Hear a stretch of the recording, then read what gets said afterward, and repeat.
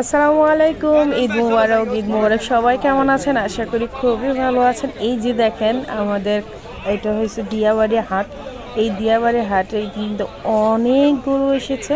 আর আজকের এই ভিডিওটা কিন্তু আমি করিনি, আমার হাজব্যান্ড যেহেতু গরু কিনে নিয়ে আসছে, ওকে বলছিলাম আমার জন্য একটু ভিডিও করে নিয়ে এসো। তো কি আর করার, বউয়ের অর্ডার।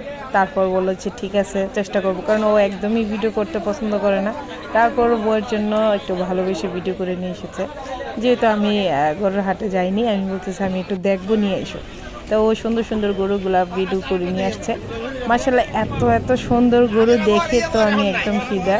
দেখতে পাচ্ছেন, আর কাদা দিয়ে, মানে গরুর হাটে কিন্তু প্রচুর কাদা পানি এটা ওটা থাকে, এর জন্য আমার একদম হাটে যাওয়া আমার একদম পছন্দ। আর বিশেষ করে একদম গোবর টোবর থাকলে তো আমি পছন্দই করি না।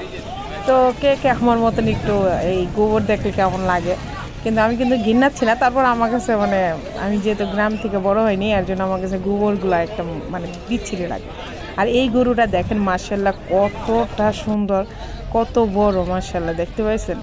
আসলে এইগুলোর মধ্যেও কিন্তু ভালোবাসা আছে। এই যে পানিতে হেঁটে যে গরু পছন্দ করে আল্লাহর নামে কুরবানি দেওয়া, এইটা আসলে আল্লাহর নিয়ামত ছাড়া কিছু না। আর এই যে দেখেন গরুগুলা মিডিয়াম সাইজের গরু, ছোট গরু, বড় গরু, মাশাআল্লাহ।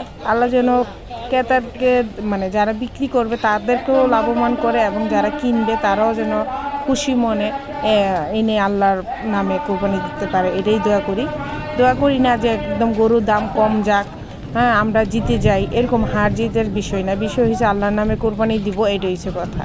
আর যারা কিনে আনছে অথবা যারা পালছে গরু, তাদেরও তো একটা লাভের অংশ থাকা উচিত, তাই না? তো এর জন্য দুইজনেই যেন খুশি মনে কোরবানি দিতে পারি, এটাই দোয়া করবেন। সবাই একই, সবাই চেষ্টা করব। এই যে দেখেন গরুগুলা নিয়ে দাঁড়ায় আছে, কত কত দূরের থেকে গরু নিয়ে আসে। ওদের কষ্টের কিছু লাভ যেন থাকে, আর আমরাও যেন কষ্ট করে একটা সুন্দর গরু দিতে পারি, এটাই দোয়া করবেন সবাই। ওরাও যেন খুশি হতে পারে, আমরাও যেন খুশি মনে কোরবানি দিতে পারি আল্লাহর নামে। তো যাই হোক, গরুটা কিনা হয়েছে। একটা খবরে দেখেছি এক লোক কিনলো 1,80,000 টাকা দিয়ে গরু কিনে, এক পাশ উপাশ দিয়ে 2,000 টাকা দিয়ে ভিতরে সব সাদা কাগজ। এটা তো ঠিক না ভাই। এটা তো লোকটা যে কি কষ্ট করলো, লোকটার কান্না দেখে আল্লাহর আরও পছন্দ কেঁপে উঠলো।